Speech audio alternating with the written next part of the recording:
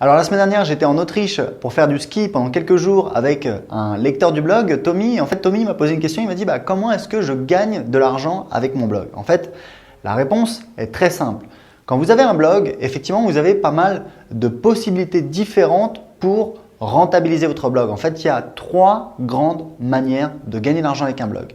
La première chose, ça c'est un prérequis avant même de pouvoir gagner de l'argent, il faut savoir que dans la quasi-totalité des cas, il faut avoir des visiteurs sur votre blog. Je dis presque toujours parce qu'en fait, il y a des méthodes de monétisation, je vais vous en parler dans un instant, qui vous permettent de gagner de l'argent même si vous n'avez aucun visiteur. Donc, dans la plupart des cas, il faut avoir des visiteurs sur son blog.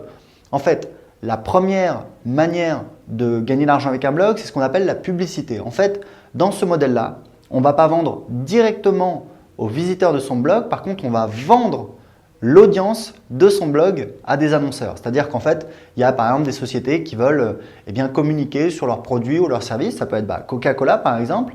On va pouvoir mettre de la publicité pour eux sur notre blog et on va être payé en fonction de cette publicité. Alors, si on a plus ou moins de visiteurs, si les gens ont cliqué ou non sur la publicité, il y a différents types, mais grosso modo, c'est la première manière de gagner de l'argent avec un blog, c'est ce qu'on appelle la publicité. Alors qu'est-ce qu'il y a? Il y a les articles sponsorisés. Les articles sponsorisés, c'est un excellent moyen de commencer à gagner de l'argent avec son blog. En fait, qu'est-ce que vous faites? Vous avez une société qui va vous payer pour publier un article sur votre blog qui parle de leurs produits ou de leurs services. C'est ce qu'on appelle un article sponsorisé. On peut être rémunéré entre, on va dire, 40 € et 500 € pour un article sponsorisé. Moi, actuellement, je demande en fait 300 € pour publier un article sponsorisé sur un de mes blogs et chaque année, on a quelques sociétés comme ça qui nous commandent un article sponsorisé pour publier sur un de nos blogs. Donc ça, c'est les articles sponsorisés. On a également les liens sponsorisés. Alors, les liens sponsorisés, ça marche en fait très très bien dans certaines thématiques. C'est les voyages, l'assurance, l'argent, l'investissement, finances personnelles, bourse. Là, il y a pas mal d'annonceurs. C'est des sociétés qui vont vous contacter pour publier en fait des liens qui pointent vers leur site. Donc ça, c'est ce qu'on appelle les liens sponsorisés. Ça marche pas mal dans certaines thématiques. Ça peut vous permettre d'avoir du récurrent. Et c'était ce que je vous disais, c'est que vous n'avez même pas besoin d'avoir des visiteurs sur votre blog virtuellement. Quel que soit votre trafic, si les gens cliquent sur le lien sur votre blog, sur le lien sponsorisé ou pas, vous allez être payé par l'annonceur. Donc ça, c'est quelque chose de très intéressant également, les liens sponsorisés. Ensuite, on a en général la publicité au clic. Donc en fait, on est payé, on met des publicités sur son blog et on est payé en fait à chaque fois qu'un visiteur clique sur la publicité. La régie la plus connue, c'est bien entendu Google AdSense. Google AdSense, c'est pas du tout la meilleure manière de rentabiliser un blog. Moi, mon premier blog, j'ai commencé à mettre de la publicité, j'ai gagné quelques centimes et je me suis dit que c'était pas possible de gagner de l'argent avec un blog. Et en fait, j'avais tort, c'est parce que j'avais utilisé justement Google AdSense qui est le moyen le plus facile et qui est pas du tout le moyen optimal de gagner de l'argent avec un blog. Mon conseil pour Google AdSense, vous prenez en fait vos pages qui ont le plus de visites qui viennent des moteurs de recherche et vous mettez une grosse publicité juste au début de l'article. Vous allez avoir un click-through rate, en fait ce qu'on appelle un CTR. En fait, c'est sur 100 visiteurs qui arrivent sur la page, combien vont cliquer sur la publicité. Vous allez avoir donc un CTR très élevé de l'ordre de 5 à 7 % quand un CTR classique c'est de 2 à 3 %. Donc ça va vous permettre de rentabiliser des pages en fait qui sont bien indexées dans Google. Pour lesquels vous avez beaucoup de trafic qui vient des moteurs de recherche puisque le trafic qui vient des moteurs de recherche va cliquer très facilement sur les publicités. Donc ça, grosso modo, après vous pouvez avoir des annonceurs qui vous payent pour afficher une publicité. Ça, c'est donc la publicité, c'est la première étape pour gagner l'argent avec son blog. Mais ce n'est pas du tout la meilleure, on va voir justement les 2 autres manières. La seconde manière, c'est ce qu'on appelle l'affiliation. Là, en fait, l'affiliation, c'est différent. C'est ce qu'on appelle du coût par action. En fait, on va être rémunéré à chaque fois qu'un visiteur qui visite notre blog va en fait effectuer une action. Ça peut être acheter un produit bien entendu, mais ça peut être également s'inscrire pour recevoir de l'information. C'est ce qu'on appelle en fait du coût au lead. Un lead en fait c'est un prospect, c'est un contact ciblé. Si vous avez quelqu'un qui va s'inscrire chez un partenaire pour demander de l'information, le partenaire a donc les coordonnées de ce contact et va pouvoir le relancer, va pouvoir essayer de lui vendre quelque chose. Et donc ça a une valeur marchande et c'est pour ça qu'on va être rémunéré. Moi je sais que assez rapidement sur un de mes blogs, j'avais mis en fait une publicité. Quand les gens cliquaient, ils arrivaient sur une page sur laquelle il y avait un formulaire pour recevoir une demande d'information sur une assurance vie. et j'étais rémunéré, je crois, 15 € pour chaque personne qui cliquait et ensuite qui s'inscrivait sur ce formulaire pour recevoir de l'information. Parce que derrière, la boîte les contactait, essayait de vendre un produit, etc. etc. Donc ça, c'est ce qu'on appelle l'affiliation. L'affiliation, on peut le faire pour les produits physiques, les livres, les DVD. Il y a la boutique Amazon qui est vraiment très très bien pour commencer, mais le problème c'est que ça rapporte très peu parce qu'en fait, le problème c'est que les produits physiques, il y a des marges qui sont très faibles, de l'ordre de quelques pourcents, et donc forcément, le distributeur ne peut pas vous commissionner de manière très importante. Là où ça devient très intéressant, c'est sur les produits d'information, c'est-à-dire les formations en ligne, ça peut être des guides PDF, ça peut être des vidéos, ça peut être des audios. On a des places de marché comme ClickBank par exemple, ClickBank qui est un site américain qui est disponible également en français, sur lequel on peut créer un compte. Il y a plein de produits qui sont dessus, on peut faire la promotion sur son blog. On va en parler dans un article par exemple, on va parler du produit et puis il y aura un lien qui va mener vers la page de vente du produit. Et lorsque les visiteurs de votre blog visitent la page et achètent le produit, vous allez toucher une commission de l'ordre de, en général c'est entre 25 et 60%.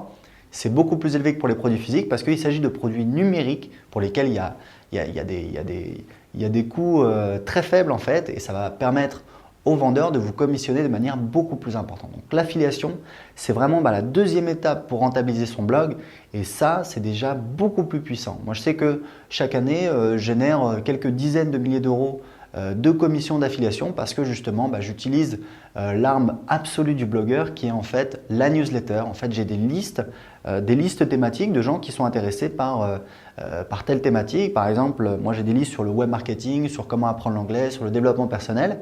Et régulièrement, en fait, je leur envoie des offres vers des produits en affiliation et je vais toucher les commissions parce que quand on envoie un email à 10 000 personnes, on va avoir peut-être, je ne sais pas moi, 1000 personnes qui vont ouvrir l'email. Il y a peut-être 500 personnes qui vont cliquer sur le lien dans l'email et sur ces 500 personnes, si c'est un produit qui convertit, je ne sais pas moi, à peut-être 2%, on va dire. Donc, vu que j'ai eu 500 personnes, pour chaque 100 personnes, je fais 2 ventes. Donc, je vais faire 2 fois 5, ça fait 10 ventes. Si c'est 10 ventes d'un produit à 97 €, ça fait donc 970 €.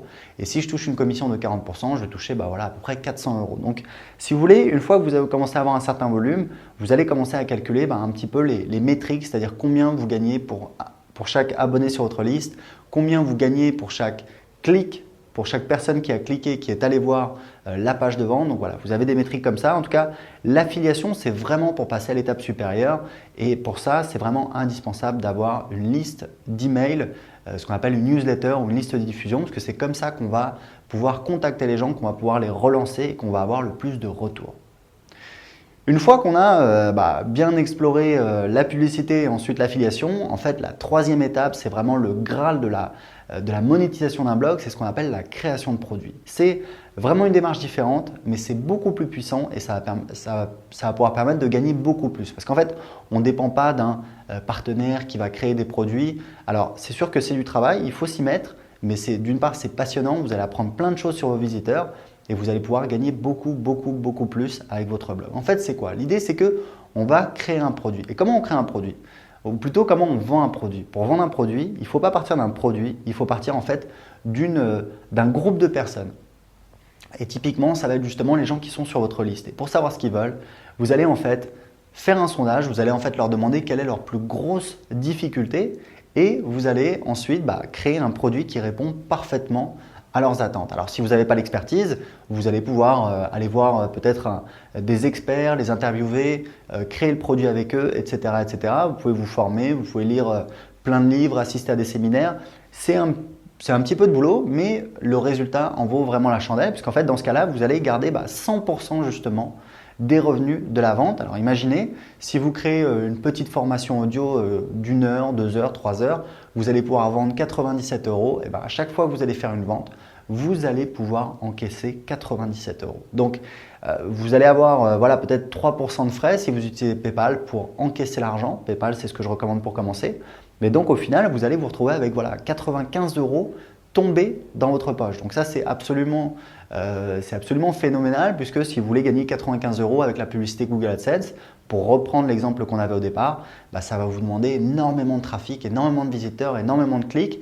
Puis surtout, le problème, c'est que en fait, quand vous faites ça, quand vous faites que ce soit de l'affiliation ou de la publicité, vous êtes en fait un apporteur d'affaires. En fait, vous apportez du trafic, vous apportez ce que Patrick Lelay sur TF1 appelait du jus de cerveau, je crois qu'il appelait ça.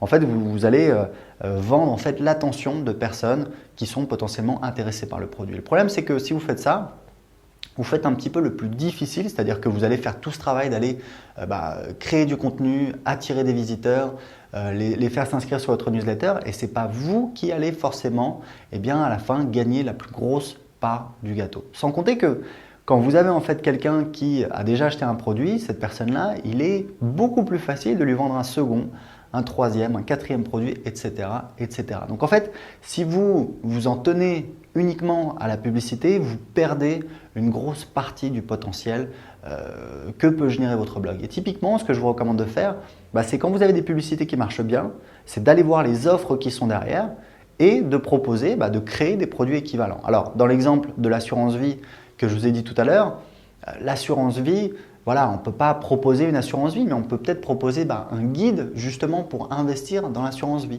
etc., etc., un guide sur les finances personnelles.